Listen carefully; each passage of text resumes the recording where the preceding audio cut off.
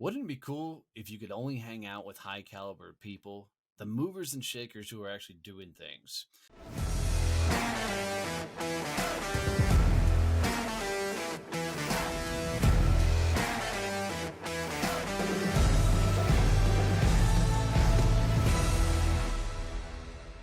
Hey, I'm Donnie Bovine, the CEO of Success Champion Networking and best-selling author.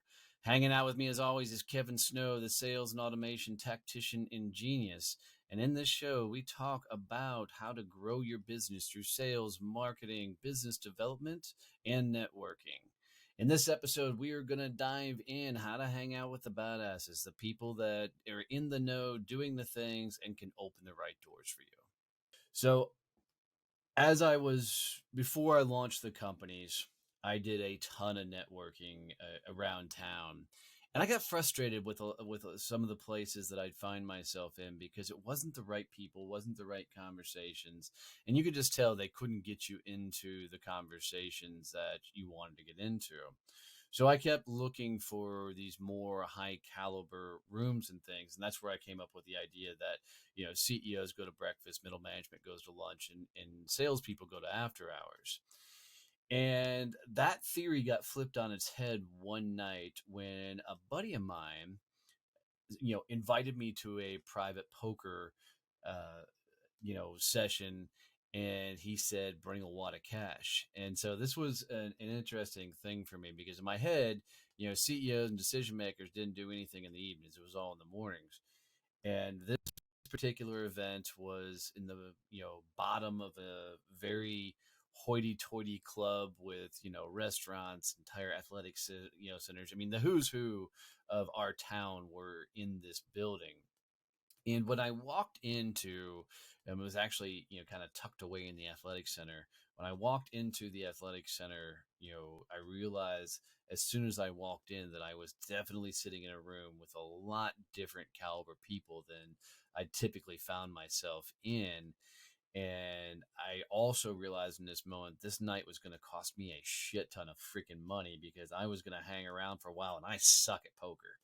But in sitting down with this room, I was sitting with judges, I was sitting with CEOs of some major corporations, I was sitting with some of the biggest movers and shakers in town, and watching them pivot, maneuver conversations. Like, one guy stood up immediately and is like, I just went all in and lost that hand, so I'm buying everybody around. And then that round of drinks was probably 2 grand, just for watching him buy a round of drinks for everybody. And, kind of everybody kind of had their place and time. But a couple of days after that poker night, and I lost a shit ton of money, I remember being, at other events out in town, and I'd started seeing some of these guys that were down there playing poker.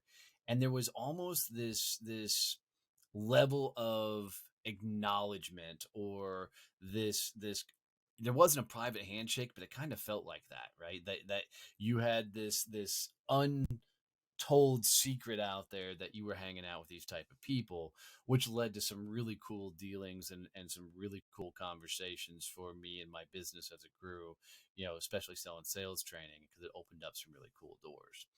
So, as we walk into this, guys, that's what we're going to talk about is how do you get into these high caliber conversations, and how do you hang out with these extreme badasses that are doing the things either you want to be doing or are, helping make your area, your world move forward in the right direction.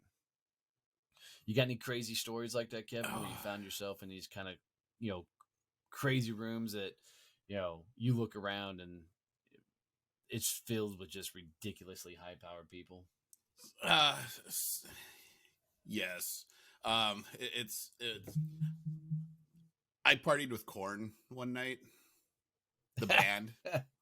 Um, Nice. and it was really odd because it was one of my clients, and he when I was selling Nextel, and he's like, "What are you doing?"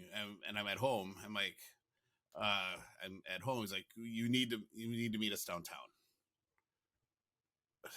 Really? Do I have to meet you downtown tonight? Like, yes, you need to be at this bar in half an hour. I'm like, fuck, God, fine. All right. It was largest client. He says he wants to hang out and have drinks.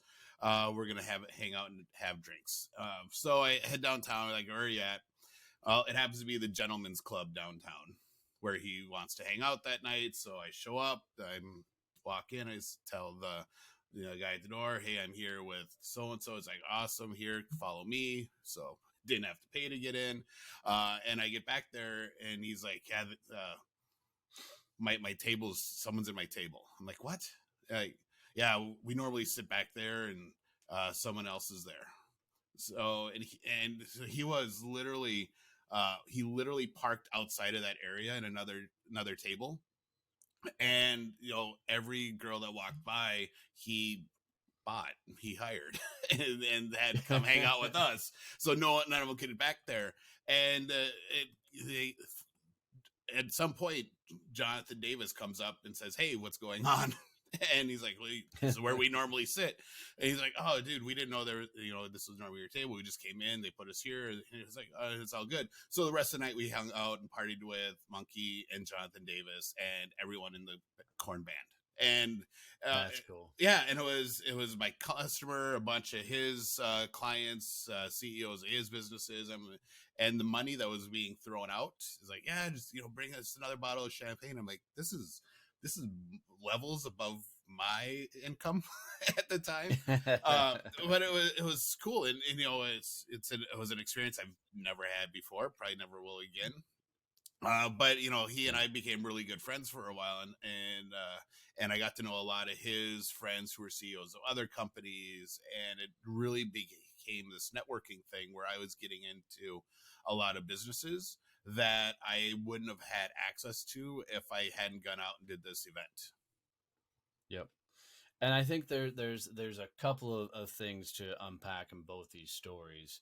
And one is, if a friend calls you and says, get your ass here, get there, because you never know what the conversations are going to be. But I think there's the one is, more people should say yes to things that they are not saying yes to. But two, I think everything starts with some sort of desire of, like, for me, it was, I really needed to get into these more high caliber rooms so I could get into these better and bigger conversations. And I know, I think part of my transition into some of the bigger rooms and conversations I got into was my own personal confidence. As a up and coming sales guy, my confidence wasn't the greatest thing. It wasn't the strongest thing in the world. And I think as I got around people, they could tell that there was some nervous energy in me. And when you project a lot of nervous energy, people don't necessarily want to embrace you and bring you into their world. But as I got more confident in my abilities, especially when I started doing sales training, I got invited into more and more things and got to sit on some cool boards and be a part of some really cool conversations. And, getting into the rooms is one thing. Learning to stay in the rooms is a whole nother thing. Yep. And I think for a lot of people is you need to really start thinking about specifically who is it you want to be around. And it's not as simple to say, I want to be around millionaires or I want to be around CEOs. You've got to really get a lot more specific. I mean, Kevin had no clue he was going to hang with Korn that night. That was just a lucky happenstance. And, but the decision to hang and connect with the CEOs and everything afterwards were very done matter-of-factly and purposeful. Yeah, I think it's really understanding when you get into these situations where you are now networking with the badasses and the powerful elite within your world. It's understanding what value you bring to the table and being able to provide value to them. When I was really heavy in the person-to-person networking and doing all the stuff with the other organization, people knew that I knew people. And one of the big values that I was able to bring was I could make the right introductions for people. When we would be having conversations, they'd be talking about something going on in their business or that they needed something or stuff going on at their house. And it's like, oh, dude, I know someone. Here's who I know. do you want me to make an introduction? And I became that person who is like, oh crap, we need Kevin because he knows everyone and helps us solve our problems. And eventually, when their problem came to be something that I could actually fix, they just automatically came to me because I had fixed all their other problems. So why not have them fix this one? But it was understanding that Right. that was one of the big values that I bring. Now with my experience from that organization and stuff we're doing now, one of the values is my ability to actually help them fix stuff in their business and be able to have peer-to-peer conversations and point out stuff that they don't necessarily want to see, and have those conversations. But you have to build the relationships and understand, hey, here's the value I bring to you, here's the value this person's bringing to me, and that's what causes you to keep getting more of those people in your world. Yeah, I'm glad you brought that up because it's a huge part about opening doors for people. And even to this day, I get a lot of people coming up and asking me, how do they get into certain rooms and certain conversations. And recently, I had a gal, reach out to me, and we jumped on a Zoom, and as we're talking, everything I suggested she needed to do for her business, I got the constant, well, I've done that. I've tried that. And it was really starting to get fucking annoying as literally everything that I tried, it was a series of, or some form of, I've done that. And I finally said, look, the reason your business is where it's at is because you believe you've actually tried everything and you actually haven't tried anything. And she got really mad at me for a second. She goes, what do you mean? I said, well, you said one of your clients was XYZ Fortune 500 and that they, did a one-time job with you for the tune of like $20,000. And she goes, absolutely. Brought that in. It was great. It was exciting. And I said, why aren't they doing ongoing, $20,000 a month, a week projects with you? And she said, well, my person left. I said, what do you mean your person left? And she started going to this diatribe or this long conversation of all the inner workings. And I said, look, you have one job when you're in a business development role and you're going after companies to that level. And your job is to go as deep and wide into that company as you possibly can. You got to figure out who the ballers are, who the movers and shakers are, and you got to get in there and network your ass off with the entire company. I'm like, so you did the one-time deal with that company. I said, cool. Who's their director of operations? Who runs their marketing department? Who runs their accounting department? Who runs their legal team? And all along, she was looking at me, and you could tell that she did not know any of them. I said, so you haven't done the things you think you've done, because if you had, you'd be networking on that level and be able to bring things in. And the whole point for me of that is if you want to be in the right circles, you got to go get into the right circles, which means you got to figure out where these people are hanging out. You got to figure out what they're doing, and you got to figure out how to actually have legitimate conversations with people, and then do what Kevin did and open a shit ton of doors for these people. Yeah, I always tell people, one of the coolest things to think about is if you want to network with a group of CEOs, go figure out what board that CEO sits on. And it's going to be a nonprofit of some sort.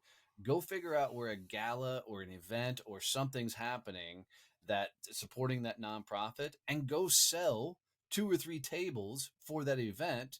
Call that CEO up and say, hey, I see you have your nonprofit event on XYZ date. I'm going to introduce you to so and so. They're purchasing 3 tables. They just need to use you for the final details to get through. Is it okay if I make that introduction? Man, you bring something like that to a CEO, they're going to sit down and have a future conversation with you because you're actually doing and opening doors for.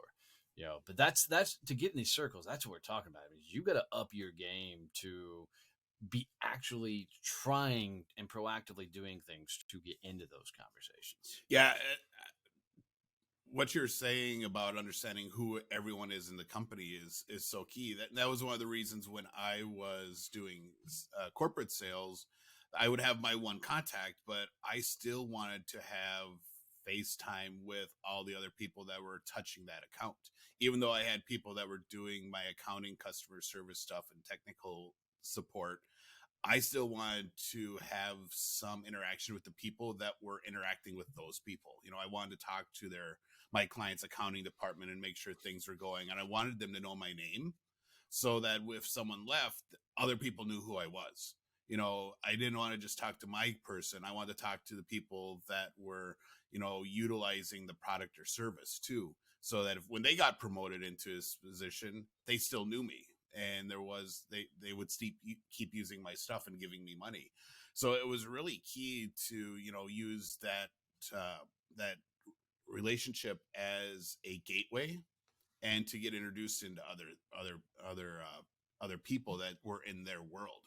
So, you know, it's when you're out looking though for these people, the key is you kind of need to cast a wide net. You need to be talking to a lot of different people and interacting with a lot of different people to figure out who are the right ones for your network. You know, you might have a couple key people identified that you want to have in your network and build a networking relationship with. But when you get in front of them and start interacting with them, you might find out they're just a total ass, and they're not the person you Right. want in your world.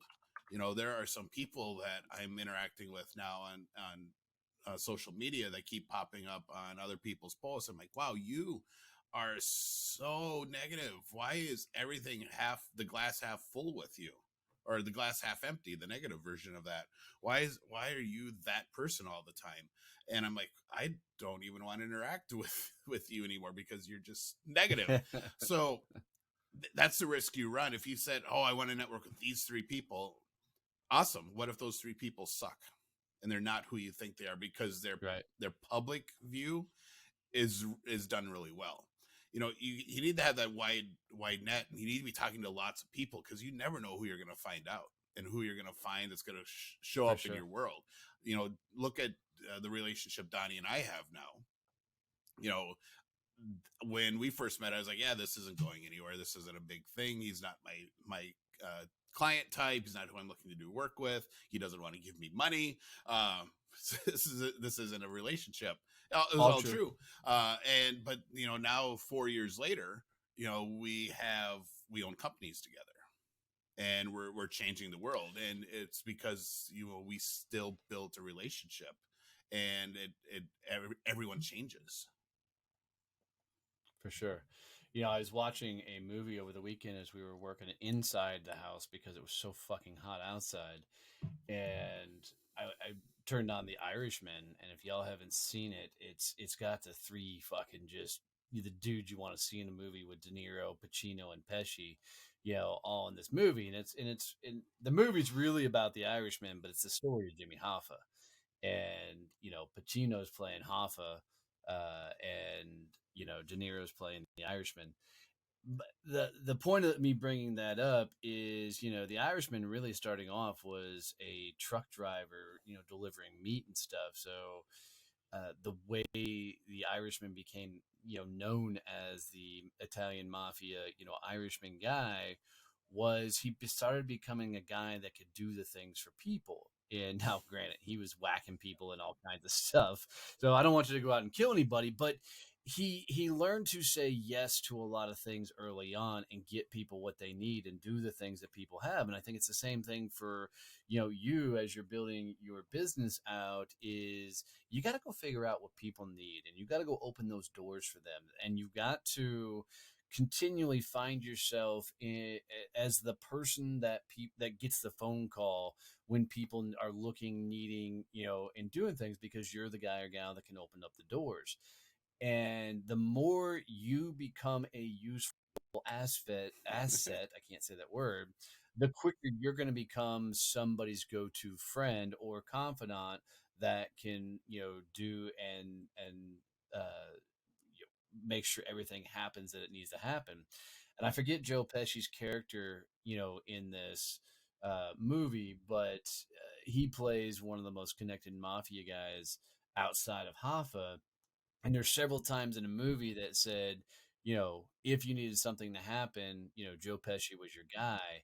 And I think that's a lot of what we're talking about here, is you've got to be that person that gets the phone call. So whether that's the introductions, whether that's, you know, getting the right people together, being at the right events, or maybe you're helping a nonprofit grow, whatever. You have got to constantly be the person that people are like, look, if you need anything taken care of or done, you need to call Donnie, you need to call Kevin, you need to call whoever your name is, right?